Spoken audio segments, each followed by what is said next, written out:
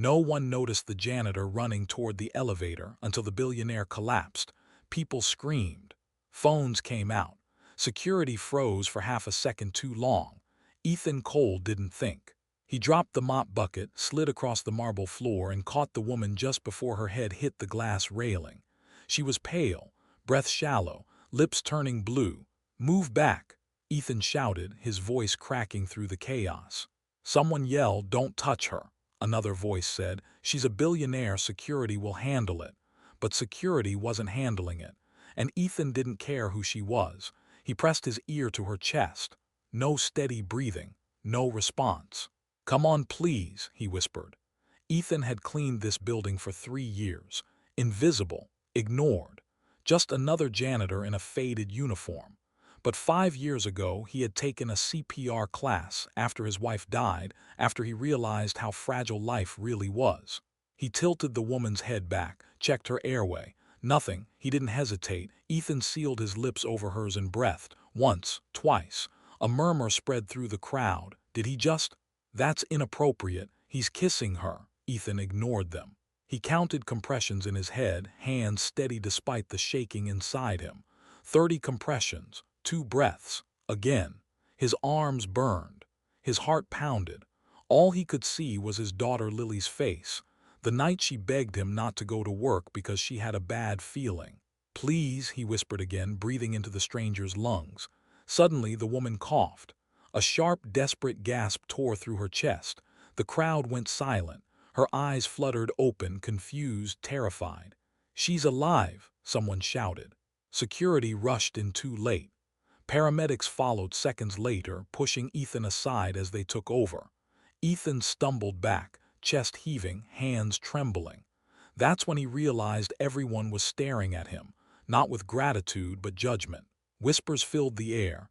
A janitor kissed her. He crossed a line. He'll be fired for this. The woman was lifted onto a stretcher. As they wheeled her away, her eyes locked onto Ethan's. Not anger, not fear, recognition. Like she was trying to remember his face because she knew she would need to. A security officer grabbed Ethan's arm. "Sir, you need to come with us." "I was just trying to help," Ethan said quietly. "We'll see about that." As he was escorted away, Ethan's phone buzzed in his pocket. A message from Lily. "Daddy, are you okay?" He swallowed hard. Ethan didn't know it yet. But that single breath, that single forbidden moment everyone misunderstood, had just tied his fate to one of the most powerful women in the country. And nothing in his life would ever be normal again. If you want to know what happens next, and whether Ethan is punished or rewarded for saving her life, stay with the story and don't miss part 2. What Ethan didn't hear, as the elevator doors closed behind him, was the billionaire whispering one sentence to her assistant: "Find the janitor. Immediately." Ethan had never been inside a security office before, unless you counted the times he cleaned one after hours. This time he sat on the opposite side of the desk. The room smelled like cold coffee and authority. A single camera blinked red in the corner.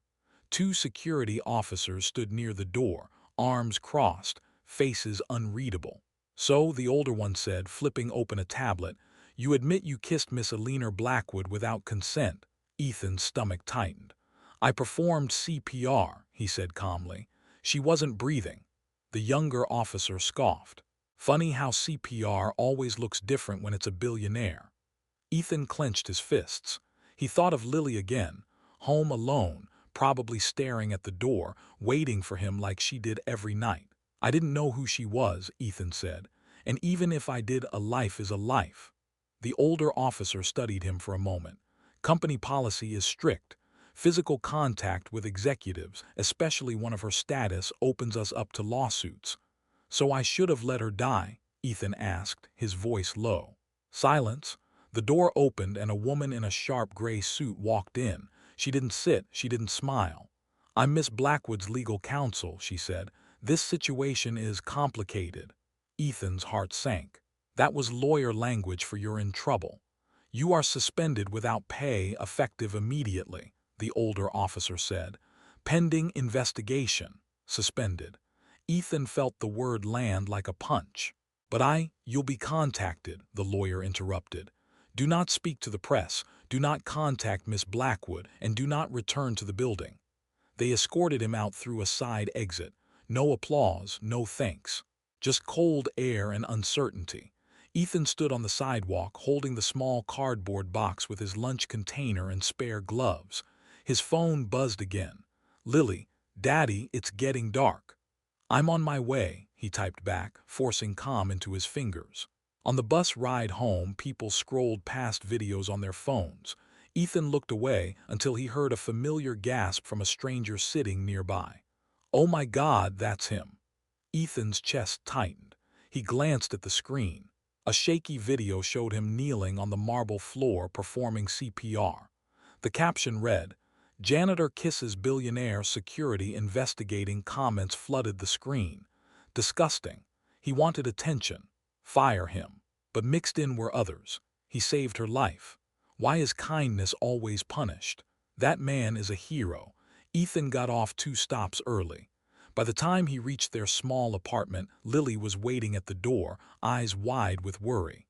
"You're early," she said. He knelt and hugged her tightly. "Yeah, kiddo. Guess today had other plans." Later that night, after Lily fell asleep clutching her stuffed rabbit, Ethan sat at the kitchen table staring at overdue bills. Suspended without pay meant one thing. They were in trouble. His phone buzzed. Unknown number. He hesitated, then answered. "Mr. Cole," a calm female voice said, "this is Billionaire Blackwood." Ethan's breath caught. "I owe you my life," she continued. "And tomorrow, everything they think they know about that moment is going to change." What Ethan didn't realize was that this call wasn't just gratitude. It was the beginning of a battle powerful people didn't want him to survive. Ethan didn't speak for several seconds. The voice on the phone was calm, controlled, and unmistakably real. This is really you?" he finally asked. "Yes," Billionaire Blackwood said. "And I don't have much time." Ethan stood from the kitchen table and walked to the window, lowering his voice. "I'm not supposed to contact you. Your lawyers made that very clear." A faint pause. Then, "They work for the company. Not for my conscience." Outside, the city hummed like nothing had happened. Inside Ethan's chest, everything felt off balance. "I saw the video," Billionaire continued. "The way it was framed, the words they chose. They're building a story and it's not the truth." Ethan swallowed. "I was just trying to save you." "I know," she said, "because if you hadn't been, you would have waited like everyone else." Her words settled heavy. "What do you want from me?" Ethan asked. "Tomorrow morning," she said, "there will be a board meeting. People who have spent years controlling my image, my decisions, my silence. They believe you're a liability." Ethan felt his jaw tighten. "So they suspended me. I can live with that." "No," Billionaire said softly. "They plan to erase you." The line went quiet. "Erase how?" Ethan asked. "They'll discredit you. Bury you in policy violations. Make sure no company ever hires you again." Ethan thought of Lily's school, rent, groceries. "I'm not important enough for that," he said. "You are," Billionaire replied. "Because the truth threatens them." She exhaled slowly. "I need you at that meeting." Ethan laughed once, sharp and humorless. "I'm a janitor. They won't let me within 10 feet of a boardroom." "They will," Billionaire said. "Because I'm ordering it." Ethan's heart pounded. "And what happens if I say no?" "Then they win," she said. "And the story the world remembers won't be the real one." Silence stretched between them. From the bedroom, Lily coughed in her sleep. Ethan closed his eyes. "I have a daughter," he said quietly. "I can't afford to be brave for the wrong reason." Billionaire's voice softened. "I grew up with nothing, Mr. Cole. People like me don't forget the moment someone chooses to stand when everyone else stays seated." He opened his eyes. "If I come, I'm not lying for you." "Good," she said, "because I'm not asking you to." The call ended. Ethan sat there long after, phone cold in his hand. The next morning, the city looked sharper, louder, like it was watching him. At the building entrance, security stopped him immediately. "He's expected," a voice said. The guards turned. Billionaire Blackwood stood there, walking beside a woman in a tailored suit. She looked different from the day before, stronger, steadier. Her eyes met Ethan's. "Good morning," she said, loud enough for everyone to hear. "This is the man who saved my life." Murmurs rippled through the lobby. Ethan followed her into the elevator, heart racing. "You ready?" she asked. "No," he said honestly. She pressed the button for the top floor. "Neither are they." What Ethan didn't know was that inside that boardroom sat one man who had already decided if the janitor spoke, someone would pay the price. The boardroom doors closed with a sound that felt permanent. Glass walls. A long black table. 12 people seated in silence. Every chair in the room was worth more than Ethan's annual salary. He stood near the wall, hands clasped, feeling every eye measure him, not as a man but as a risk. Alina took her seat at the head of the table.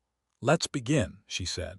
A man with silver hair and a practiced smile leaned forward. "Before we proceed, we should address the elephant in the room." His gaze slid toward Ethan. "The incident," he continued, "has already caused reputational turbulence." Alina folded her hands. "You mean the moment I stopped breathing?" The smile stiffened. "With respect," the man said, "public perception matters. And public perception sees a janitor crossing a boundary." Ethan felt heat rise in his chest, but Alina raised a finger. "Mr. Hale," she said calmly, "did you watch the full security footage?" Mr. Hale hesitated. "I saw enough." "No," Alina said. "You saw the clip you approved for release." A screen lit up behind her. The room went still. The footage played uncut. No captions, no dramatic zooms, just reality. Ethan kneeling, checking her pulse, calling for help, performing CPR while others stood frozen. 30 compressions, 2 breaths, again. A woman at the table shifted uncomfortably. A man cleared his throat. The room had changed. "This man," Alina said, her voice steady, "acted while everyone else waited for permission." She turned to Ethan. "Tell them why." Every instinct told Ethan to stay quiet, but he stepped forward. "My wife died waiting for help," he said simply. "I promised myself I'd never stand still again." No one spoke. Mr. Hale leaned back, face hard. "Emotional stories aside, protocol exists for a reason." "And yet protocol failed," Alina replied. "He didn't." She slid a document across the table. "Effective immediately, Mr. Cole is reinstated, with compensation." Murmurs exploded. "That's not all," Alina added. "I'm appointing him as a consultant for emergency response training across all our properties." Mr. Hale's chair scraped the floor. "This is reckless." Alina looked at him. "So was letting me die." The vote was called. One by one, hands rose. The decision passed. Ethan felt dizzy. It was over, or so he thought. As the meeting adjourned, Mr. Hale passed Ethan, his voice low and cold. "Enjoy your moment," he said. "Men like you don't stay visible for long." Later that day, as Ethan stepped outside, his phone buzzed again. Unknown number. This time the message was short. "Walk away while you can." Ethan looked up. Across the street, a black car idled, engine running. The window rolled down just enough for him to see a familiar silver-haired profile. Mr. Hale smiled. Then the car pulled away. Ethan had just won in the boardroom.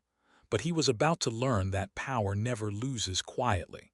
The first thing Ethan noticed was the silence. No footsteps behind him. No traffic noise close enough to feel normal. Just the soft echo of his own shoes as he walked toward the bus stop. The black car was gone, but the message wasn't. "Walk away while you can." Ethan tightened his grip on his phone. He had faced fear before. Eviction notices, hospital bills, nights when Lily cried herself to sleep asking for her mother. But this felt different. This fear had teeth. That evening, Alina called him again. "They're not bluffing," she said before he could speak. "Hale doesn't lose, he redirects damage." "I'm not damage," Ethan replied. A pause. "To him, you are." Alina explained what she discovered after the meeting: shell companies, private investigators, quiet settlements. People who spoke against Hale didn't disappear, but their lives unraveled just enough to break them. "Why are you telling me this?" Ethan asked. "Because I won't protect you by lying," she said, "only by preparing you." The next morning, Ethan noticed the changes. His bank app wouldn't load. His employee access badge failed. A notice appeared on his apartment door: inspection scheduled. By noon, a rumor had spread online. Janitor involved in previous negligence case. Ethan stared at the headline, heart pounding. It wasn't true, but it didn't have to be. He rushed home early to find Lily sitting on the couch, backpack still on. "Daddy," she said softly, "the school called." His stomach dropped. They said some people think you're dangerous." Ethan knelt in front of her, forcing a smile that hurt his face. "I'm not going anywhere, okay?" But that night as Lily slept, Ethan packed a bag anyway, just in case. A knock came at the door, 3 sharp raps. Ethan froze. He checked the peephole. A woman stood there, mid-30s, calm eyes, no uniform. "Mr. Cole," she said through the door, "I work for Miss Blackwood. We need to move. Now." Within minutes, they were in a car heading across the city. "Is this really necessary?" Ethan asked. She didn't answer, just handed him a phone. A video played, footage of his apartment hallway, a man slipping something under his door, a folded paper, then a spark. The video cut out. Ethan's hands shook. "That was a warning," the woman said. "Next time won't be." They arrived at a quiet building Alina owned, secure, monitored. Alina was waiting. "I'm sorry," she said, and for the first time Ethan saw fear in her eyes. "I thought exposing the truth would end this." Ethan looked at her. "It's just starting," she nodded. "Which is why I need you to do something harder than CPR." "What?" "Tell your story, publicly. Before they finish writing it for you." Ethan thought of Lily, of the fire that almost was. "If I do this," he said, "there's no going back." Alina met his gaze. "There never was." As Ethan agreed to step into the spotlight, he didn't know one thing: Mr. Hale had already set the final trap. The studio lights were brighter than Ethan expected. They burned hot against his face, stripping away every place to hide. He sat on a narrow chair backstage, hands clasped, leg bouncing uncontrollably. Across the room, producers whispered, makeup artists moved quickly, and a large screen replayed clips of the viral video on loop. The janitor, the billionaire, the kiss. Alina stood beside him, calm on the surface, but her fingers tapped lightly against her phone. "This interview goes live in 90 seconds, she said. "Once it starts, we don't control how it spreads." Ethan exhaled slowly. "I don't want sympathy." "Good," Alina replied. "People trust honesty more." A producer approached. "Mr. Cole, we're ready." Ethan stood. In that moment, he wasn't thinking about Hale or lawsuits or headlines. He was thinking about Lily, about how one day she might search his name online and decide who her father was based on what she saw. The red light turned on. The host smiled warmly. "Tonight, the man the internet can't stop talking about, Ethan Cole." Applause followed, some genuine, some uncertain. "So, Ethan," the host began, "people say you crossed a line." Ethan looked straight into the camera. "I crossed a floor to reach someone who wasn't breathing." The room went quiet. He told them everything. About his wife, about the CPR class, about hearing strangers accuse him of something ugly when all he did was try to help. "I didn't save a billionaire," he said. "I tried to save a human being." Social media exploded in real time. Support flooded in faster than hate could keep up. But somewhere else, in a quiet office with drawn blinds, Mr. Hale watched without expression. "Execute phase 2, he said. Back at the studio, the interview wrapped. Alina smiled for the cameras. Ethan didn't, because his phone was buzzing nonstop. Messages from unknown numbers, emails from legal firms. One text stood out. "Check your record." Ethan opened the link. A criminal charge filed that morning. Assault. His chest tightened. "That's impossible," he whispered. Alina saw his face change. "What is it?" "They've charged me." The air between them turned cold. Within hours, news outlets pivoted. From hero to suspect, new details emerge. By nightfall, police were at the building. Ethan kissed Lily's forehead as she slept, then turned himself in before they could come inside. The holding cell was small, gray, quiet. Ethan sat on the bench, head in his hands. He had told the truth, and the truth had made him dangerous. A guard approached the bars. "Cole, you have a visitor." Ethan looked up. Mr. Hale stepped into view, flawless suit, calm smile. "I warned you," Hale said softly. "Visibility has a cost." Ethan stood. "You're afraid," Hale chuckled. No, I'm efficient, he leaned closer. This ends tonight if you agree to disappear. Ethan's jaw tightened. For my daughter, he asked. Hale's smile faded. Especially for her. Ethan had seconds to choose, disappear and lose himself, or fight and risk losing everything. The cell felt smaller with Hale standing there. The fluorescent light buzzed overhead, harsh and unforgiving, just like the decision pressing down on Ethan's chest. Disappear, Hale repeated calmly. Sign a statement admitting misconduct. You'll avoid prison. Your daughter will be looked after. Ethan's fists clenched. You don't get to say her name. Hale sighed as if disappointed. You're emotional. That's expected, but emotion doesn't win wars. Ethan stepped closer to the bars. You're scared because people are listening now. Hale smiled thinly. People forget, systems don't. He slid a folder through the gap. Inside were photos. Lily walking home from school. Lily at the playground. Lily asleep in her bed. Ethan's breath caught. She's safe, Hale said smoothly. For now. Rage surged, but Ethan forced himself to stay still. Any reaction was a weakness. What happens if I don't sign? Ethan asked. Hale's eyes hardened. Then the charges stick. Trials take years. Children grow up without fathers. The door behind Hale opened. Alina stepped in. The temperature in the room shifted instantly. You're trespassing, she said coldly. Hale turned, surprised for the first time. I had clearance. Not anymore. She held up her phone. Everything you just said is recorded. Silence. Hale laughed once. You think that saves him? No, Alina replied. I think it ends you. Within hours, Hale was escorted out, but Ethan wasn't free. The charge remained. Days passed in legal limbo. Support poured in online, but so did doubt. The world loved a redemption story until it became inconvenient. Alina visited daily. We're building a case, she said, but Hale's reach is long. Even if we win, they'll make an example of you. Ethan stared at the wall. Then maybe I should have signed. Alina shook her head. Your daughter doesn't need a father who disappears. She needs one who stands. The trial date came faster than expected. Courtroom cameras lined the entrance. Ethan walked in wearing a borrowed suit, hands shaking. Hale sat across the room, confident, untouchable. The prosecutor painted Ethan as reckless, as inappropriate, as a man who took advantage of chaos. Then Alina's lawyer played the uncut footage, again, slowly, clearly. Then the recording from the jail cell. Hale's voice filled the courtroom. Disappear, children grow up without fathers. The room went silent. Hale stood abruptly. Objection, too late. The judge's expression changed. Within minutes, everything unraveled. Charges dismissed. Investigation launched. Hale was escorted out, this time in handcuffs.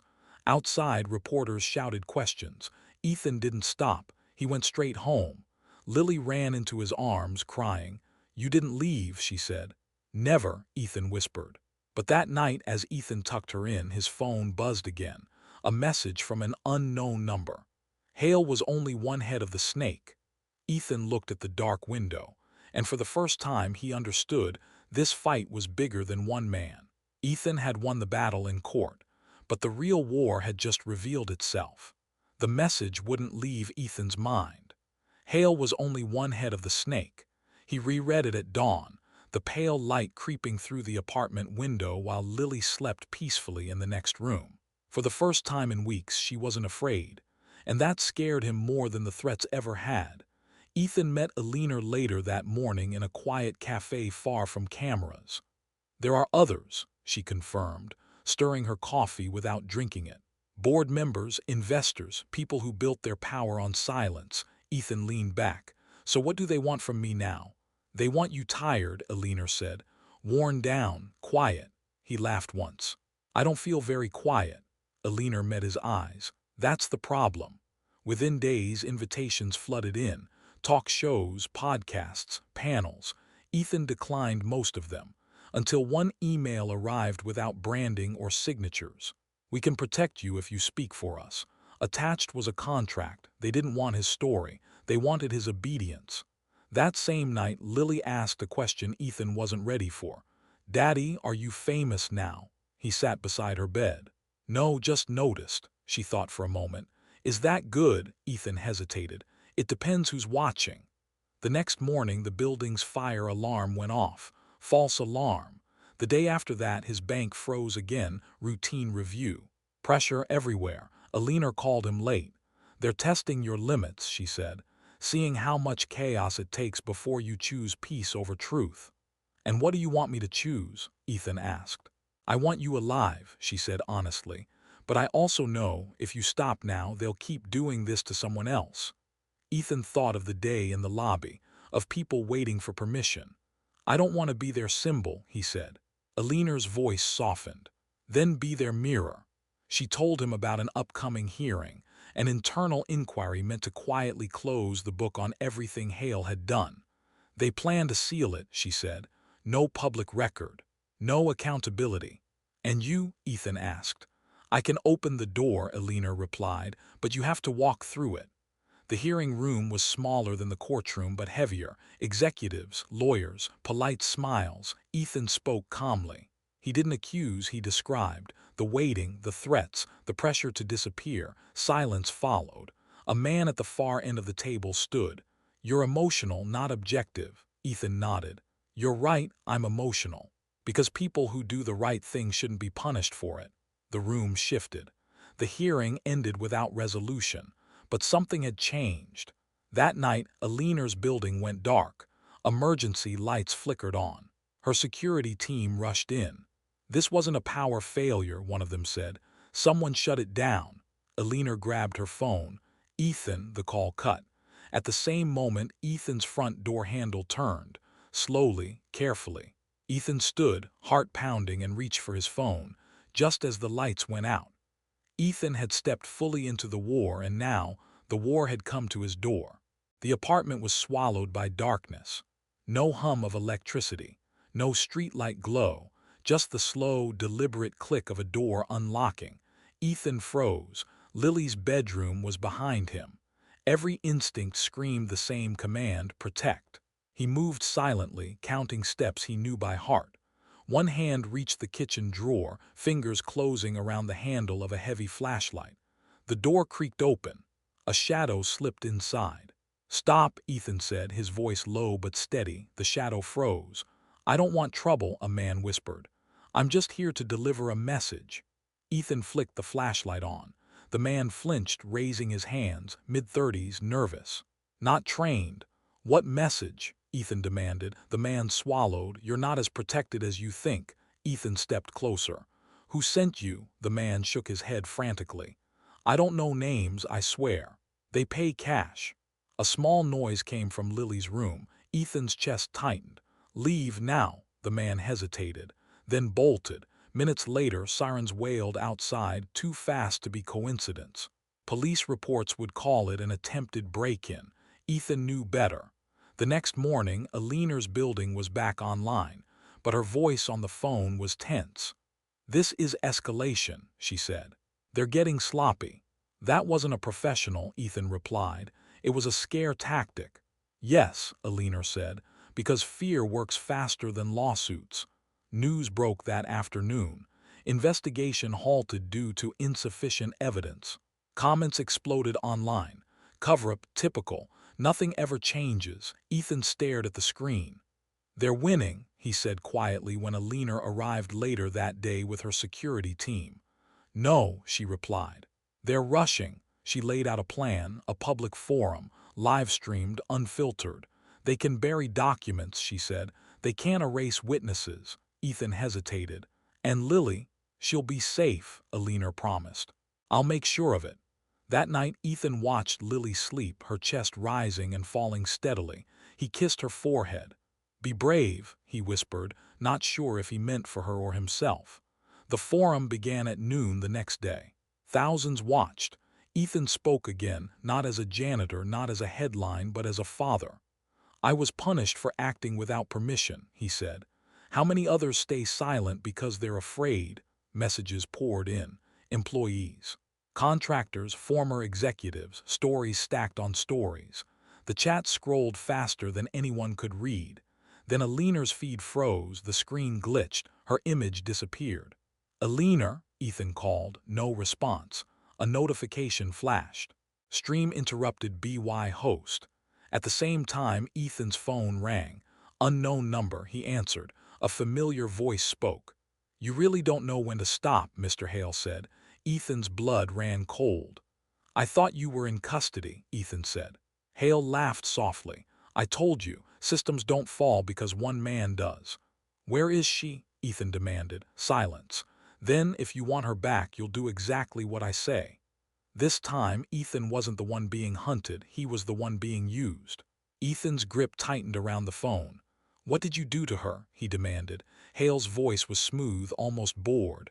"Relax. Eleanor is unharmed for now." "For now," Ethan repeated. "That's your favorite phrase." "You're learning," Hale said, "which is why I'm giving you a choice." Ethan closed his eyes for half a second, long enough to steady his breathing. "I'm listening." "Tomorrow morning," Hale continued, "you'll release a public statement. You'll say the investigation was exaggerated, that Eleanor manipulated events, that you misunderstood my intentions. And if I don't," Hale chuckled, "then Eleanor disappears quietly. And next time I won't be as patient with your daughter's safety." Ethan's chest burned with rage, but he forced it down. "You think you've won," Ethan said slowly. "I know I have," Hale replied. "You care about people. That's your weakness." The call ended. Ethan stood frozen in the empty apartment. Then he moved. He called Eleanor's head of security. No answer. He called the police, careful, controlled, vague, nothing useful. By morning, the internet was already speculating. Where is Eleanor Blackwood? Was the live stream staged? Ethan sat at the kitchen table staring at a blank document. The statement. All he had to do was lie. Just a few paragraphs and the war would end. Lily shuffled into the room, rubbing her eyes. "Daddy, why are you awake?" Ethan pulled her close. "Do you trust me?" he asked quietly. She nodded without hesitation. "Always," that was it. Ethan opened a new file, but not the one Hale expected. He recorded a video. No script, no polish, just truth. "My name is Ethan Cole," he began, looking straight into the camera. "And if you're watching this, it means someone powerful tried to silence me." He explained everything, the threats, the pressure, the call. He ended with one sentence. "If anything happens to Eleanor Blackwood, you'll know exactly why." He scheduled the video. Auto-release 24 hours. Then he sent one message to Hale. "I won't disappear." Minutes later, his phone rang again. Hale's voice was no longer calm. "You just signed her death warrant," he hissed. "No," Ethan said. "I made you visible." Silence. Then the line went dead. That afternoon, Eleanor was found alive, shaken but alive. Authorities swarmed. This time they didn't stop at Hale. Warrants expanded, accounts froze, names surfaced. The system was cracking. Ethan watched the news with Lily curled beside him. "Is it over?" she asked. He hesitated. "Not yet." Because even as Hale was taken away again, Ethan's phone buzzed. A final message. "Visibility cuts both ways." Ethan looked at the dark screen. The war hadn't ended. It had changed shape. Ethan had forced the truth into the open, but now the world was watching, and not everyone was on his side. Fame didn't arrive like applause. It arrived like pressure. Ethan felt it the moment he stepped outside the apartment. Cameras across the street, strangers whispering his name, phones raised before he could look away. By morning, his face was everywhere. The man who stood up, hero or liability. There was no middle ground anymore. Eleanor recovered under heavy security. When she finally met Ethan again, she looked older, not weaker but sharpened by reality. "You saved me," she said quietly. Ethan shook his head. "I made it worse." "No," Eleanor replied, "you made it honest." But honesty came with consequences. Lily's school requested a meeting.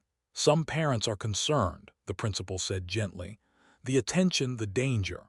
Ethan listened without arguing. By the end, Lily would be transferred for her safety. That night, as Ethan packed her things, Lily watched silently. "Did I do something wrong?" she asked. Ethan's heart broke. "No, you did nothing wrong." "Then why do we keep leaving places?" she whispered. He didn't have an answer. Supporters raised money for him. Haters threatened him. Every act of kindness was balanced by fear. Eleanor proposed a solution. Come work with me, she said, publicly. If you're visible beside power, it's harder to erase you. Ethan thought about it long and hard.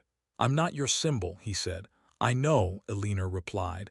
That's why people will trust you. He agreed on one condition. I speak when I choose, Ethan said, and I walk away when it stops being right. The announcement went live. ETA Cole appointed to oversight role. The reaction was explosive. Praise, outrage, conspiracy theories. That night Ethan received another message. Different number, same tone. You're replacing one cage with another. He ignored it. Weeks passed.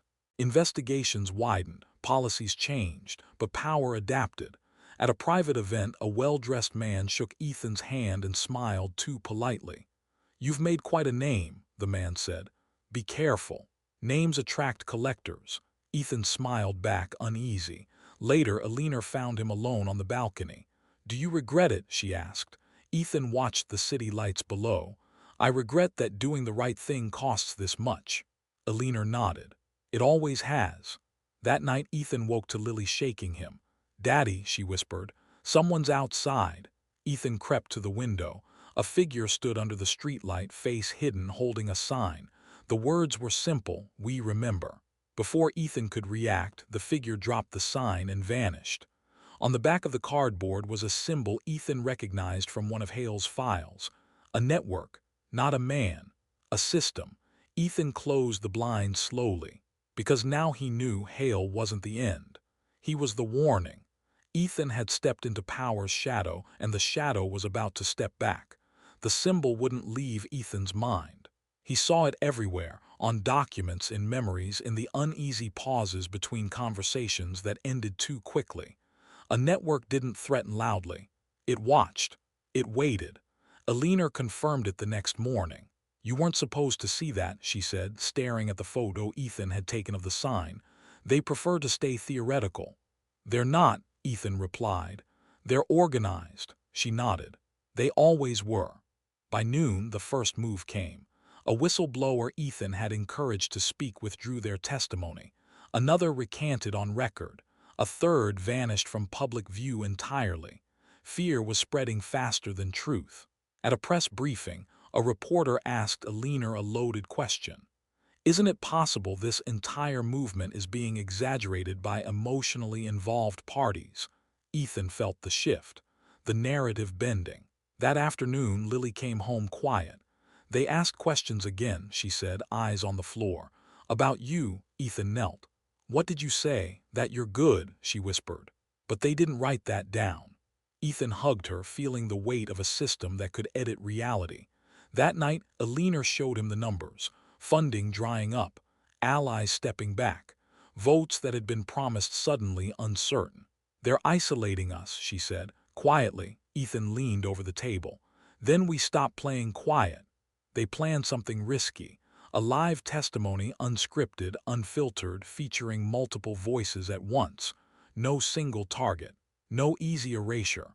Once it starts, Elena warned, they'll try to shut it down. Then we don't stop, Ethan said. We multiply. The broadcast began with Ethan's face calm and steady. I was told to disappear, he said. So were others. Tonight you'll hear them. Faces filled the screen. Voices followed. A maintenance worker, a junior analyst, a nurse contracted to a private facility. Different stories, same pattern, pressure, threats, silence. The viewership climbed, tens of thousands, then hundreds. Then the interference started. Audio cut. Video stuttered. A warning flashed, content under review. Ethan leaned forward. If this goes down, he said, remember why. The screen went black. Phones buzzed everywhere. Clips spread faster than any shutdown could stop. The next morning, arrests were announced. Not just executives, intermediaries, fixers, enforcers. The network wasn't gone, but it was bleeding. Elena met Ethan on the rooftop at sunset. You did this, she said quietly. We did, Ethan corrected. She smiled. They'll regroup. I know, Ethan said. So will we. As they turned to leave, Ethan's phone vibrated. A single message. Final audit scheduled. You're not invited. Ethan stared at the words. An audit without witnesses was a burial. He looked at Elena. They're going to close the book. Alina's eyes hardened. Then we make sure it stays open. The system was preparing its final move, and this time it planned to end the story without Ethan in the room. They didn't send an invitation. That alone told Ethan everything. The final audit was scheduled for 9 a.m. in a private federal building. No press, no public record, no witnesses. A clean ending, wrapped in procedure. They're going to certify themselves innocent, Ethan said, standing in Alina's office as dawn broke. Alina nodded. And once it's official, every investigation dies with it. Ethan exhaled slowly. Then we're going anyway, she looked at him sharply. They won't let you in. I'm not asking permission anymore. By 8:30, the building was already locked down, security everywhere, black cars. Men in suits pretending not to recognize Ethan's face, despite the fact that the world knew it. As expected, security stopped him. You're not cleared, one officer said. Ethan nodded calmly. I know. He stepped back and waited. At exactly 9:01 a.m., Alina walked through the front doors alone. Inside the audit room, officials shuffled papers, confident and relaxed. Let's proceed, the chairperson said. We are here to conclude, the doors opened. Every head turned. Alina stepped forward and placed a flash drive on the table. Before you conclude anything, she said, you'll review this. The chairperson frowned. This hearing is closed. Alina smiled thinly. So was the network you denied existed.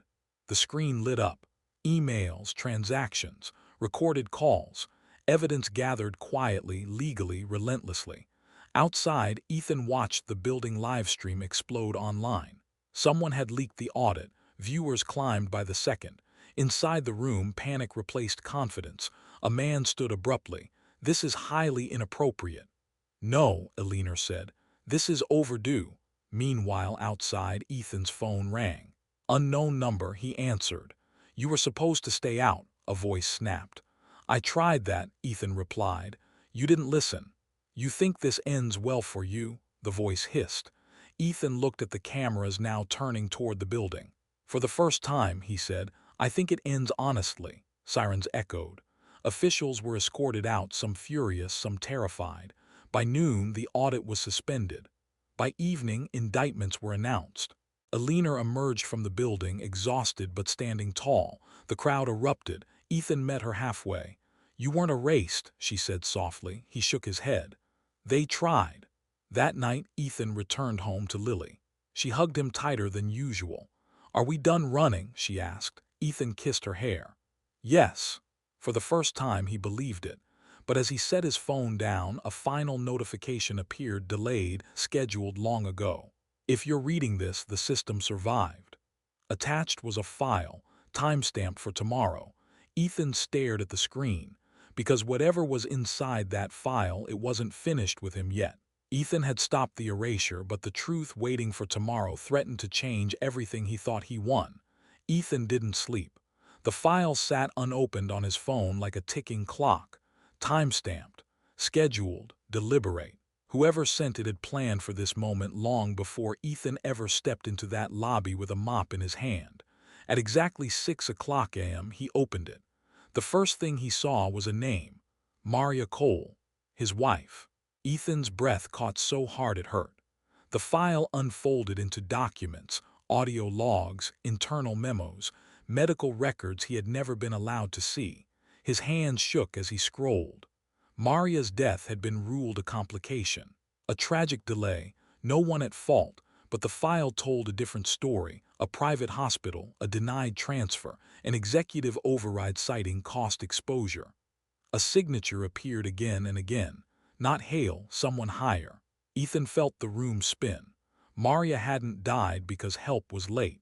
She had died because someone decided she wasn't worth saving fast enough. Alina arrived minutes later. One look at Ethan's face told her everything. They knew, she said quietly after reading. They always knew. Ethan's voice was hoarse. That day in the lobby, I wasn't just saving a stranger. He swallowed. I was fighting them again. Alina sat across from him. If this goes public, it won't just finish the network. It will collapse entire institutions. And if it doesn't, Ethan asked. Then they'll destroy what's left of your privacy, your safety. Ethan thought of Lily, of bedtime stories, of school lunches, of the promise he'd made to never stand still again. They took her from us, he said, quietly, like they tried to take everything else. Eleanor nodded. This is the final decision. By noon, lawyers were calling nonstop. Some begged, some threatened, some offered settlements that could fund generations. Ethan declined them all. At 3 p.m., Eleanor scheduled a global press conference.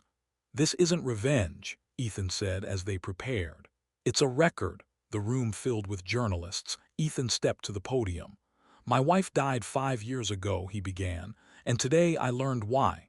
Silence fell like gravity. He told them everything. Names, dates, decisions. When he finished, no one applauded. They didn't need to. Within hours, arrests spread across states. Hospitals, boards, insurers. The system didn't fall. It fractured. That night, Ethan stood by Maria's grave for the first time without anger, only truth. I didn't forget, he whispered. I just didn't know. As he turned to leave, his phone buzzed one last time. No threat, no warning, just a single line. You were never supposed to survive long enough to learn this. Ethan looked up at the dark sky and realized something chilling. The story wasn't about justice anymore. It was about what comes after. Ethan had uncovered the deepest truth, but exposing it meant deciding what kind of world his daughter would inherit. The world didn't end. That surprised Ethan the most. After the revelations, after the arrests, after the endless breaking news banners and expert panels, people still went to work. Kids still went to school. The sun still rose. But something had shifted underneath it all. The system hadn't collapsed. It had been forced to remember. Ethan stepped away from the cameras the day after the final hearings concluded. No speeches, no victory tour, just a quiet walk home with Lily's small hand in his. Are we safe now? She asked. Ethan thought carefully before answering. We're safer, he said, because people are watching. Months passed.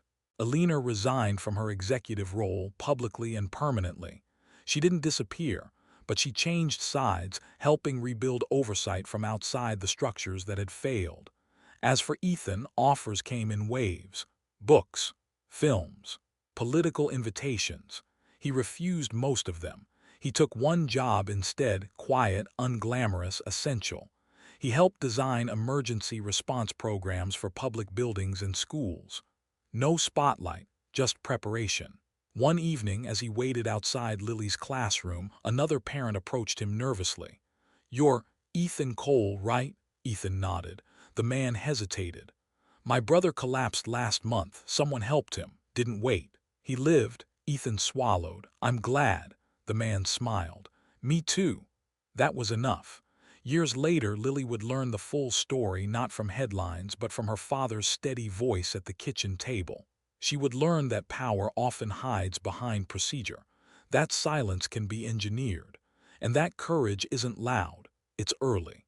On the anniversary of Maria's death, Ethan returned to the same lobby where everything had begun. The marble floors were the same. The people were different. A plaque now stood near the elevator, in memory of those who acted when it mattered. Ethan didn't read his own name on it. He didn't need to. As he turned to leave, a young janitor rushed past him, eyes wide, responding to an emergency call. Ethan stepped aside without thinking, and for the first time he smiled, because the story had never been about a janitor who saved a billionaire. It was about what happens when one ordinary person refuses to wait for permission to do what's right, and how that choice quietly rewrites the future. If this story moved you, don't keep it to yourself. Share it, talk about it, because the systems that rely on silence only survive when good people believe their voice doesn't matter. Your attention is power. Use it.